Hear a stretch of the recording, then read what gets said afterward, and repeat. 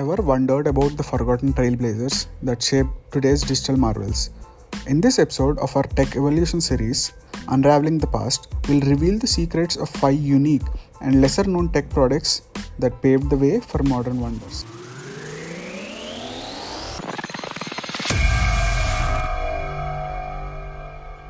Welcome to Cache Chronicles, where we embark a journey through time, unlocking the hidden cache of knowledge within the world of technology.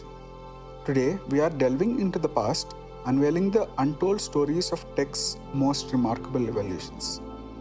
Are you ready? The hidden chronicles of tech evolution awaits.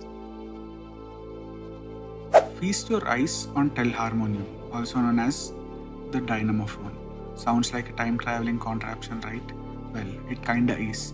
Meet Thaddeus Chahal, the musical genius behind this magnificent beast.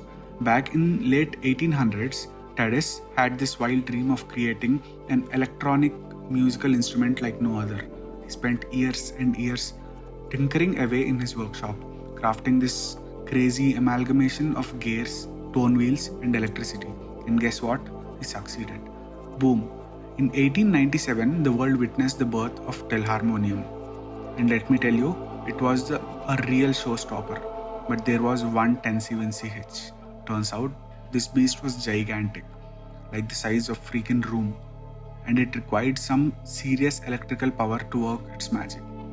But yeah, you know what they say about great inventions, right? They come with their quirks. Despite its size and power-hunger nature, the Telharmonium mesmerized audience with its electronic music. It was like hearing the symphony of the future. It took the world by storm, hosting concerts and even getting featured in posh hotels and fancy restaurants. People were like, whoa, what soccery is this? But here's the kicker. As much as people loved it, the Telharmonium's massive size and maintenance cost led to its eventual downfall. It was like a beautiful shooting star that shone brightly, and then poof, it was gone. But wait, the story doesn't end there.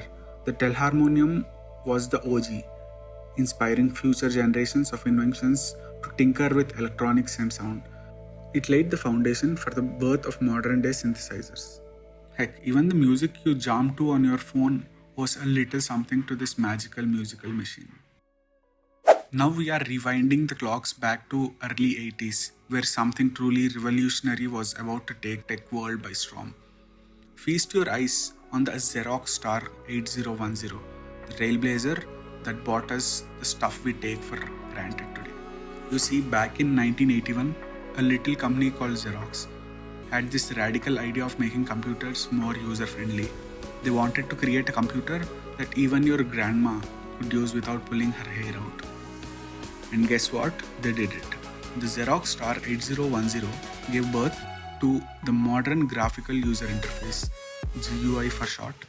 It was like magic, with icons, windows, and even a mouse to click around. The Xerox Star had it all. You could send electronic mail, emails, write documents, and even doodle on the screen. The tech wizards of the time were like, wow, this is the computer of the future. Businesses loved it. They were all about those fancy, shammy office applications. But there is always a but, right? The Xerox Star was pretty expensive. Like buying a luxury car, expensive. So it was mainly for the big boys in the business world. But you know what's cool? The Xerox Star's genius GUI ideas didn't vanish into the thin air. They paved the way for the tech goodies we use every day. From smartphones to laptops, GUIs are everywhere. Check out this little gem, the Apple Newton MessagePad. This was like having a pocket-sized assistant in your palm. You know, back in 1993, Apple had this wild idea of creating a digital notepad that could read your handwriting. Yep, you heard it right, handwriting. They poured their tech wizardry into this little guy, training it to understand your scribbles and turn them into actual texts. And you wanna know the coolest part? You could just write pick up milk at the store and the message pad would magically turn it into a to-do list.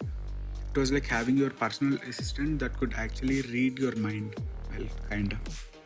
But yeah, you know how tech goes. It wasn't all smooth sailing. The handwriting recognition was a bit wonky at times. It turned pick up milk into pick up silk. Imagine the confusion at the grocery store. Yeah, it had its quickery moments, but you know what they say? Practice makes perfect. And guess what? This Newton paved the way for voice assistants and modern day handwriting recognition on our phones. It was like planting a tiny seed that grew into whole forest of smart tech. Look at this little gem, the Lomega zip drive. It was like superhero for your computer, whooping in to save the day. So picture this. Back in 1994, we had these floppy disks that had 1.44 megabytes of data. It was like trying to fit an elephant in a matchbox. But then along came the zip drive with magnificent 100 megabyte capacity. It was like magic. No charming files into hundreds of floppy disks. You could save your favorite songs, photos, and even those cute cat videos all on one zip disk. And the best part, it was small enough to carry in your pocket.